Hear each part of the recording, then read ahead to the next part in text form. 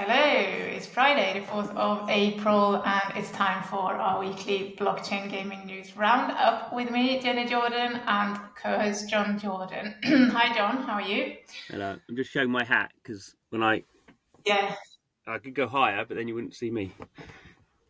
Higher or lower, but not in the middle. Yeah. Right. So why are you wearing the Sandbox cap? Can you tell us what's going on with the Sandbox? What happened this week? Yes. So Sandbox Alpha Season 5 went live on Monday.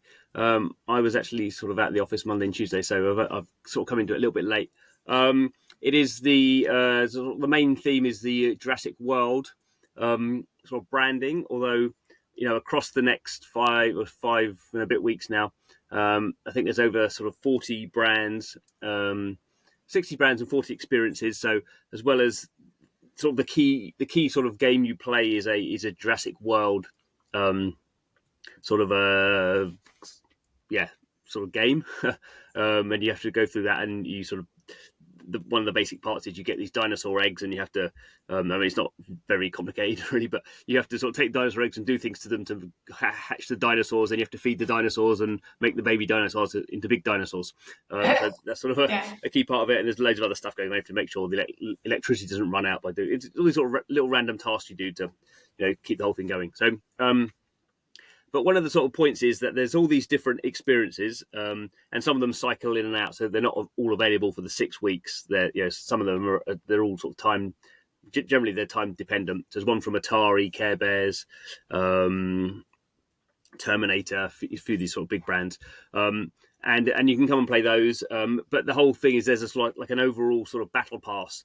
So as you sort of play through these different experiences, you sort of get XP. And you level up the battle pass, and that unlocks certain things. When you get to a certain, you have the XP then sort of gives you levels. So when you get to a certain level, you can buy certain NFTs that unlock certain things as well. So I wouldn't say I'm sort of fully into it yet because I've only just started. But it's sort of you play these sort of unrelated games. Most of them are quite short. Some of them are like the Jurassic Park one's a bit longer. But the sort of the persistent state of your position in the alpha is done through this XP system, and then you get these. There's some premium areas that you have to buy NFTs to get into, but generally you can just play and you get these keys and you unlock the keys and you get the sand token. I've not done that yet, so I can't say how that works. But it was good actually. I didn't play. I played some of the early alphas, and this is a much sort of more fully featured experience. So I'm sort of looking forward to sort of getting more into that. Yeah, good. Right, and I'm wearing an Ultra cap, and that I did actually last week as well. There was the news then of the new leadership, and that new leadership has now announced that Ultra has raised 12 million. And this is only sort of the start of this new phase that Ultra has sort of entered in terms of marketing and rebranding a bit as a platform. Can you tell us a bit about sort of what transition it's going through, and also what is sort of to come in terms of, you've been speaking to the new CEO, haven't you? Yes. Yeah. Yep. So yes, my blockchain gaming world podcast that will be the next one out next Wednesday will be with Gus, who's the new CEO of Ultra. Very interesting character. Very, I don't know if that is stereotypical to say, very Dutch. I think very forthright in his views on things. Quite an extrovert character, I would say. Has a lovely big beard. Say again. Stereotypical at all? No. He has a very, very big beard and very big sort of bouffant hair as well. So he's sort of quite a character. And he's as we sort of discussed last week, he's sort of an entrepreneur, very good on sort of communication and sort of strategy. He's been in consultancy, that was his previous company, and he's sort of been very successful in sort of rebooting companies and selling them on. So that sort of entrepreneurial thing. He started a sort of TV show in France. He actually he's Dutch, but he lives in Paris. And he sort of was quite open that he doesn't know anything about games, so he's definitely coming at this with a he says, there's plenty of people at Ultra has been going for 7 years and is a sort of a blockchain gaming company, so it's not like they lack people who know about games, but him and the other guy he's just hired, the COO, are not games people at all. But he says potentially that gives you look at it with new eyes.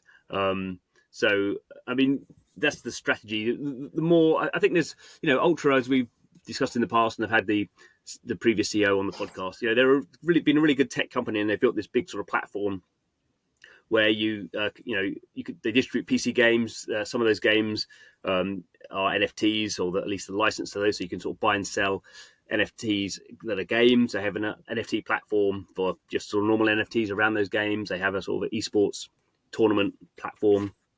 It runs on its own blockchain, has its own currency. So it's very much, from a technical point of view, very much sort of fully fledged. And the big problem they sort of had is really around marketing and getting people on board. So this guy Gus has got interested in this. He actually his children were at the same school as one of the co-founders of Ultra. That's how he's got into it, and obviously he's got a background in sort of rebooting companies. So he just sees this big opportunity. So he's sort of bringing his sort of network into play, which is some of the hiring stuff. And as you say, they've raised $12 million, and that's partly from him and people he knows as angel investors, and partly from this family office in Luxembourg. But he's quite surprisingly, really, in the press release and him talking about it, he's saying this is he called this bridge financing, which is I think knowing a little bit about Ultra, they had they had a pretty tough time financially over 2024. They downsized. I'm not quite sure how much, but certainly had downsized, and were sort of looking for funding. And that's how they've come across this guy Gus. But he's saying this sort of 12 billion is to sort of keep them. I think the impression I have is sort of keep the wheels greased for the sort of 2025. But he says there's a much bigger sort of funding round, so sort of more strategic round that they're trying to put together at the moment, or are putting together. I guess with all these sort of things, until the money's in the bank, you don't quite know. But obviously, him coming in as this very sort of positive CEO, driving the strategy, driving the vision. His sort of situation is we're going to sort of we're going to get this machine going. We're going to get people in, going to get users. That's always been their problem, getting users in, and then he thinks the technology is good enough that if they start to show user growth, then they can start to sort of unlock these sort of bigger investments. Obviously, they've raised 12 million, which is quite a lot, but obviously he's looking for the sort of 20, 30, 40 sort of million. And it's sort of interesting because he's not a gaming person, he's not a blockchain person. And he says, sort of, we're not a Web3 platform, by which he doesn't mean they're not a Web3 platform. He means we shouldn't be talking about ourselves as a Web3 platform. We should be we should be talking to gamers and whatever sort of gamers want and what developers want to get on our platform. Those are our clients. That's what we need to be sort of dealing with. And he's several times he said is obviously something he's sort of worked on is we need to take a chunk out of Steam. So obviously, for anyone in the game space, Steam is the absolutely enormous PC game distribution platform, been around for 20 years, growing still, and is the absolute place where PC gamers go to sort of, they have their library of games in there. And that's where they go for discovery as well of all these, particularly these sort of small indie games. So I think, maybe that's one of, I don't think people in the games industry would be quite so aggressive about saying we're going to take a chunk out of Steam, because people in the games industry know that's, I wouldn't say impossible, nothing's impossible, but pretty difficult. And obviously Epic Games have been trying to do that for a few years with the Epic Games Store to a lessering sort of degree of success. But I think, to some degree, with the Ultra, you either have that sort of we're a mass market platform and how do we become mass market, or you really double down on the Web3 side and go, let's get the first 1,000 Web3 people in there and really committed. So as a non-Web3 big marketing person, he's obviously gone for the first option. And I guess over 2025, we'll see, how that plays out. Yeah, interesting to see what comes of it. Right, we have seen 3 tokens launching this week. Did the IMT token launch this week or last week, actually? Was it this? Oh, that's good. Yeah, I'm not quite sure. This week, I think. I'm pretty sure it all launched roughly this week. Right, roughly this week. Could have been end of last week. Anyway, we have seen the Immortal Rising 2 token IMT launch, whether it was the end of last week or early this week. It's plummeted like most tokens do at the moment, particularly gaming tokens are not doing well and hasn't done for all of 2025 so far. So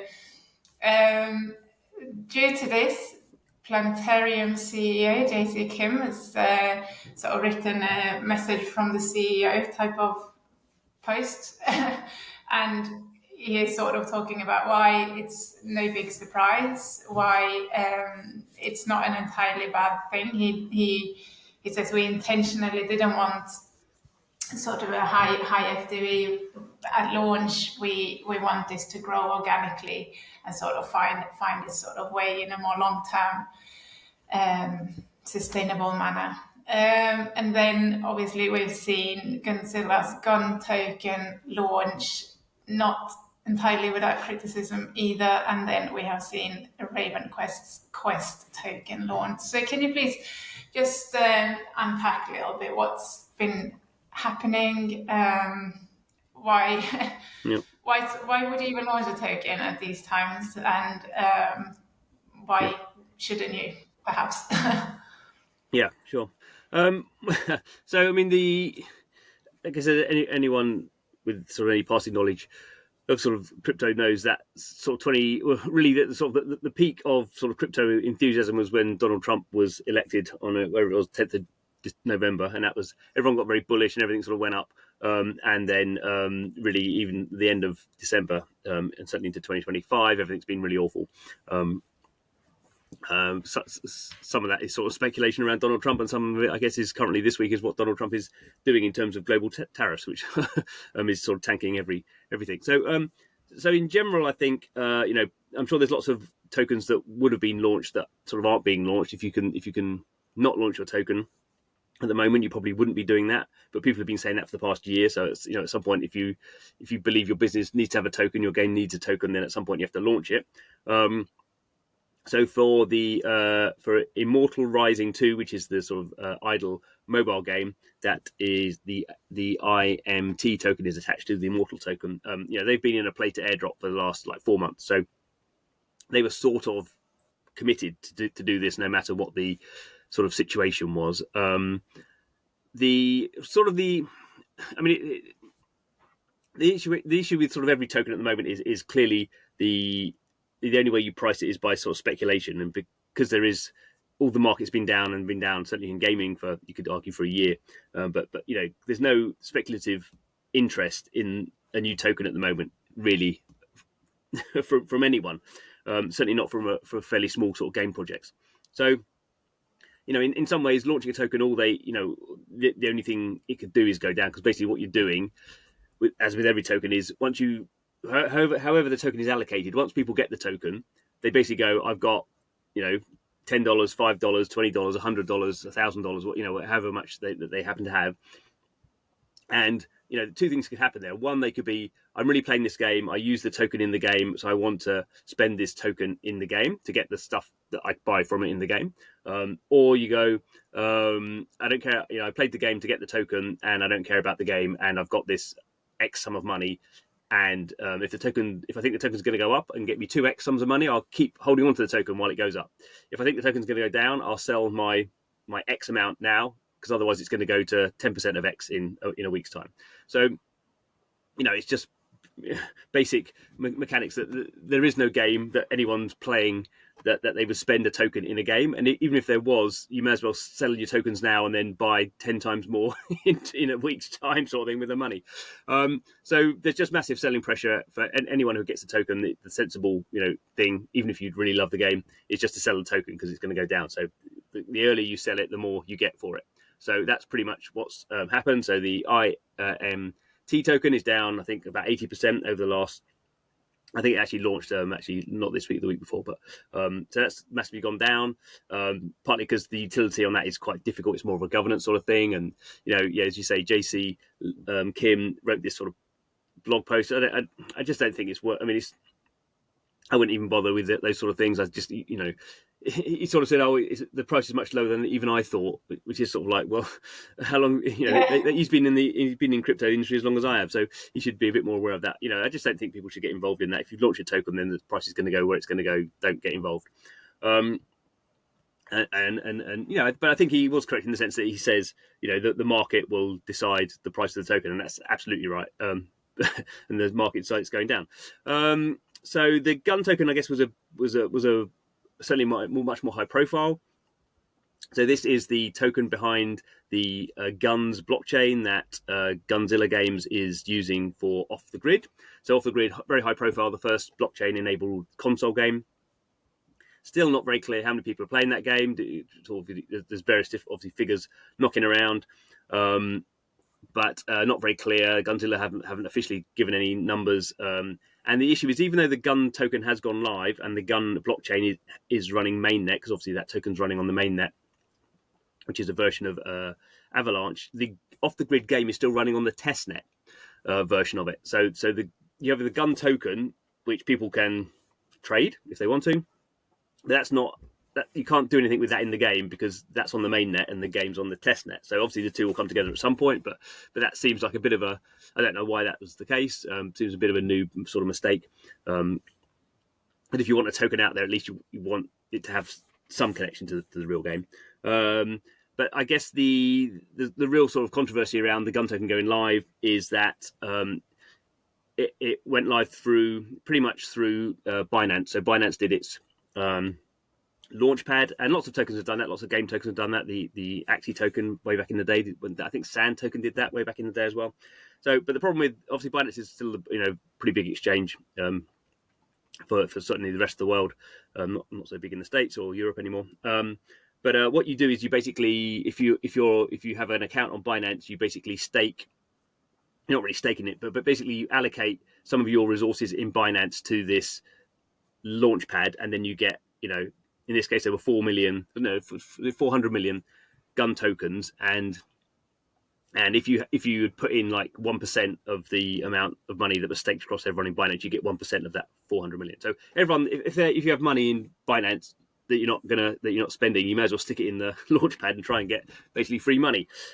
So again, it's sort of a weird thing that Binance, obviously get listed on Binance, you have a lot of sort of volume there of people potentially buying and selling. But the Launchpad basically means people who don't care less about the game and maybe don't know anything about the game and never heard of it before, basically put some money into the Launchpad to get some free tokens. What are they going to do? Well, immediately they're of course going to sell it all on day one. So and that would be the case anyway. But certainly in the case where the crypto sentiment's rubbish, I assume they knew this was going to happen. But so basically, you could argue that Off the Grid is still one of the most sort of well-known, highly sort of rated games. I mean, most of the modes are still not open yet. It's first person, the single-player campaign mode hasn't gone live. There's loads of stuff that Gunzilla would say is not in there yet. But their token's down 50% this week, and it's hard to see how it could have done anything different. So there's those two. The Quest token is from RavenQuest, which is the sort of RPG on Immutable, which is a much smaller sort of niche game. It has about 10,000 daily active users, 40,000 people I think have played it, or 70,000 people have played it or something. But it's quite a niche game. The people who love it really love it, sticking in 10 hours a day to it. And that token is just no one's going to speculate on that token. It probably I haven't got to the stage yet in playing the game where I need access to that token. I don't have any of that token. I think you could argue that's a game as much as any where it has a sort of a hardcore user base, and the token is going to have some sort of in-game utility for buying stuff in the game and blah blah blah. But even in that case, if you got an airdrop, then you'd be logically and financially you'd be much better off selling it and then buying stuff back. So the token went live today and it's down. I mean, it's not down massively; it's down 20%.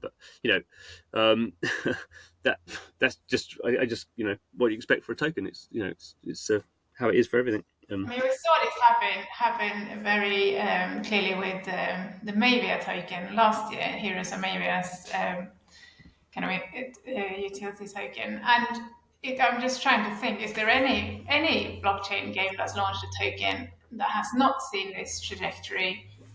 that has launched that token through sort of centralized exchanges with this sort of pre-launch speculation and stuff going on.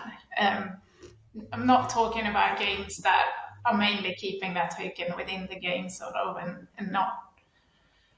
Yeah. I Well, the thing that was different this time last year was sentiment was better. So you say when the Heroes of MAVIA was launched in February 2024, and that was the token where there was an airdrop basically to NFT holders, and I can't remember. It was like the first time it was tracked, it was about $1, and just because there hadn't been a lot of game stuff launched and sentiments was better, that token went up to $10. It peaked at $10, and that took a period of time. So it launched, it went up for maybe not an enormously long period of time, but maybe for 2 weeks, and hit $10, and then sort of came down again, and it's gone down ever since.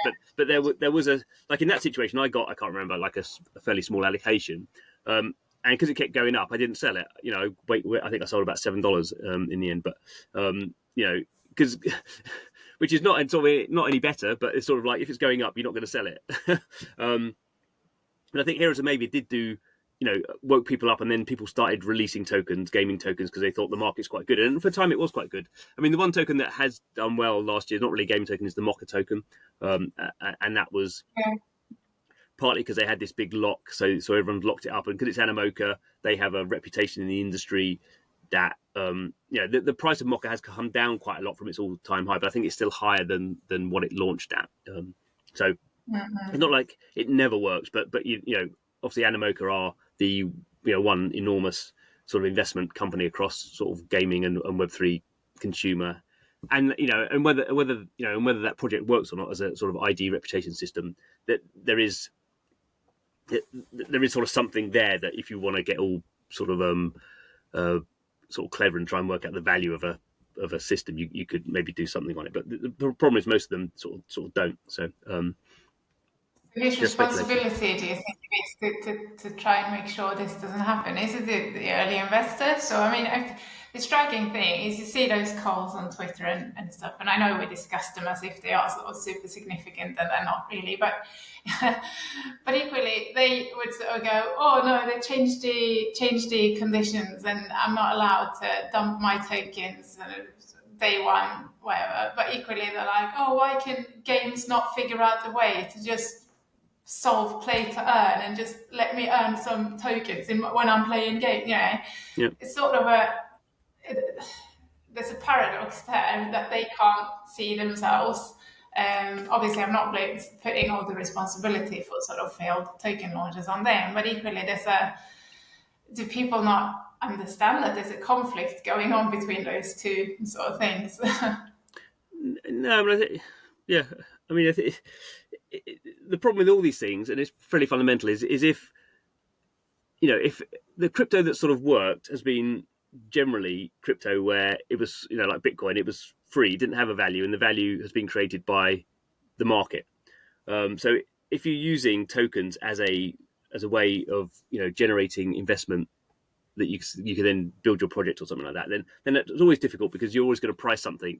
You think, what can the market endure, and you price your asset at that, and then the market decides normally that price was too high. It's sort of, you have a similar process with IPOs when companies sell their stock, and even there in the sort of trad world, it's a very difficult sort of balancing act between, you want to get as much money as possible, but you want your stock to keep going up. So how do you sort of balance that? But with crypto, when it's just the volatility is so fast, people can sell out and into things so quickly. I think that the only way you can do it is by basically giving it away to players, and that sort of can be quite difficult in terms of how you structure that. Obviously, you end up giving away a lot of stuff to bots and things like that, and that's why I think, as we've mentioned pretty much every week now, that's why something like app tokens, which provides this sort of structure about what are tokens and how, and you can fix the value of tokens. They can't go lower than this, can't go higher than this. I don't think that solves all the problems, but that gives you a lot more structure in terms of what you're doing. And I think, I guess it could be we know crypto works because Bitcoin is valued at whatever it's valued. So maybe in 100 years' time, people go, wasn't it ridiculous that all these people thought that that anything other than Bitcoin could have a value. So obviously only the first and biggest one is the one that can sustain a value. Everything else was just a waste of time. I don't think we're quite at that stage yet. But I have always said 99.99% of blockchain game projects will fail, and that's because you can't get basically people to value your effectively your assets, your game enough. The other way to do it is you can only access the token by buying the token sort of with in-app purchases through the game, which is sort of something like to a degree. NFL Rivals does that for its NFTs, not so much for its token, but then you're not giving away. You may be giving away a little bit for free at certain points, but the majority is say if you want this token, you have to buy it, and that's obviously the total opposite to it's an airdrop. I'll give you all these tokens for free. Yeah. Right, so continuing on tokens, there's a lot of tokens this week. Pixels announced, well, actually, Forgotten Runiverse, I think it was the announcement, either way, a collaboration which will see Pixel's Pixel token expand and integrate into Forgotten Runiverse. And I mean, this isn't the sort of point when it becomes a multi-game token, because it was already integrated into Pixel Dungeons, but that's the game that was published by Pixels themselves. So it is the first time a third-party game is integrating the Pixel token, and we kind of knew, because Forgotten Runiverse in their tokenomics that was released a couple of weeks ago, they were talking about this sort of interoperable sort of token utility across games, and so they were sort of hinting at it, but no, I don't think anyone could foresee that this was coming, because they did have their own do have their own XP token as well, but that hasn't been launched so far as I know. They have this it's called Quanta, like resource that you can earn in the game, and then that will be possible to exchange for Pixel, which I think before they were talking about that should be exchanged for XP. So maybe you want to talk a little bit more about that. Makes sense. I don't think I did that very well. No, you did. That's fine. No, I just kind of think it's, in some ways, it's the absolute logical way to go. When you just see it, every other game doesn't really matter on the quality of the game. Every other game launches a token, and the token sort of collapses. Then what do you do when you feel like, when you think your game design is you need a token, a crypto, a crypto-based token in there. So obviously, one things you could do is use a stable coin. So some games have sort of played around with that idea. Obviously, that doesn't give you. There's a certain amount of flexibility you lose by having stable coins, but at least the price of you price your assets and the price doesn't change. So obviously, the one advantage that Forgotten Runiverse has, it's on Ronin. And the Pixels token is on Ronin, so that's sort of fine. And it just means, for one thing, they're not launching their own token. I mean, launching your own token is a hassle. It costs money. You have to, if you're going to go through exchanges, which they probably wouldn't have done, that costs money. You have to go through audits for all the smart contracts. Blah blah blah. You have to work out how to distribute it.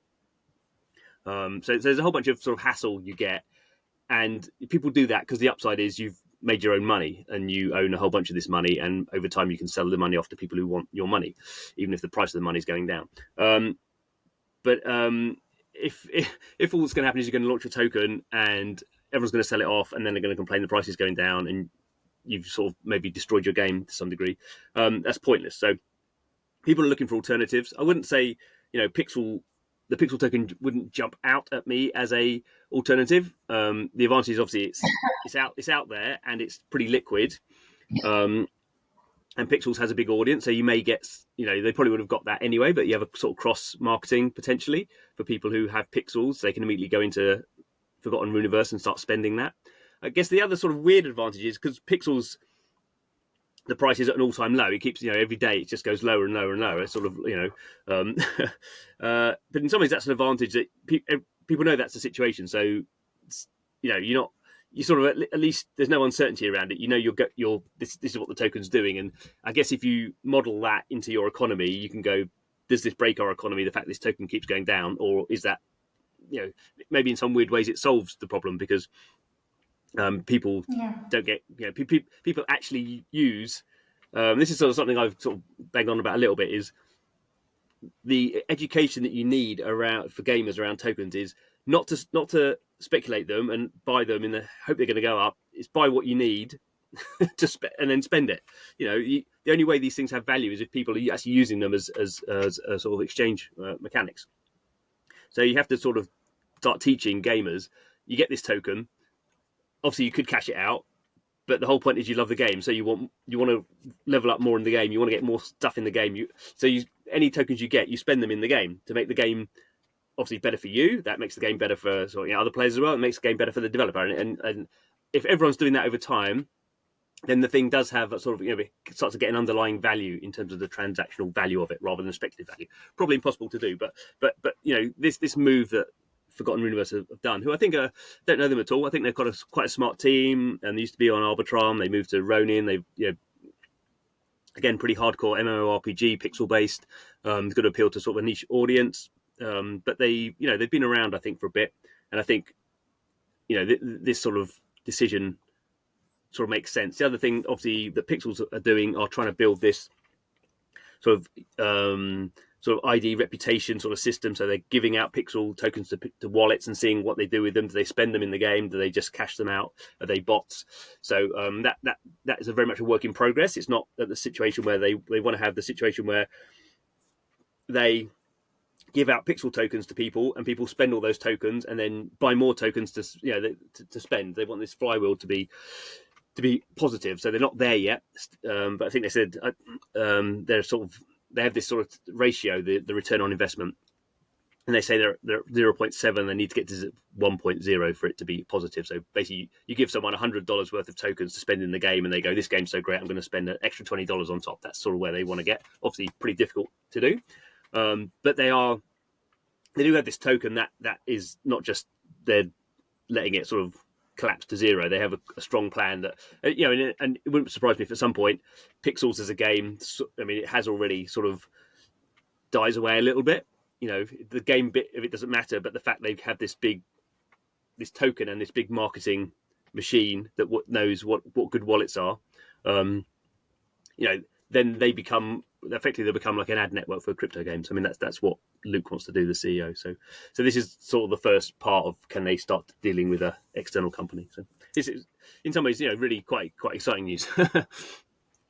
Yeah, it is. Good. Right, finally, we've been playing One Fight Arena from Notre Game, a studio out of the Czech Republic, which is also an Animaker brand subsidiary. And this is the first licensed game that's collaborated with one championship, one of the big kind of MMA organizations in the world. And this is running on Sui, so that's quite exciting in terms of Sui sort of growing their gaming repertoire and trying to sort of really market themselves as a sort of high game chain, high quality game chain this year. So in this game, it's not got its own token either. You earn adrenaline, which is the sort of resource you can then convert, and you can convert it into SUI tokens, or you can convert it into kind of real merchandise from one championship. There's also others, or you can earn gold slabs, I think it is, that you need to go and buy your athletes. So basically, you're playing as a manager of a gym. You're collecting athletes, fighters, MMA fighters that you then train up and you equip them and you level up them, and you go into battles. But the funny thing is that in these battles, there's not really sort of any skills really. It's a match 3 feature, so you basically choose on a grid which moves you. So each athlete has a special ability. So if my strength is sort of kicking, then I want to try and get match 3 kicks and so on. And if I'm working up like a really big knockout towards the end of my match, sort of round 5 knockout, then I need to try and match knockouts, and so I'm blocking and whatever. So it's a game finally that really suits me well. Yes. Match 3 MMA sports. Can it get any better? So yeah, I've been playing it quite a bit. And so then there's a leaderboard for every season as well, which if you score high there, obviously you get more rewards. So yeah, go try that out. Good. On that note, we're going to end this week's Roundup. Thank you very much for tuning in. I'll see you all next week. Bye bye.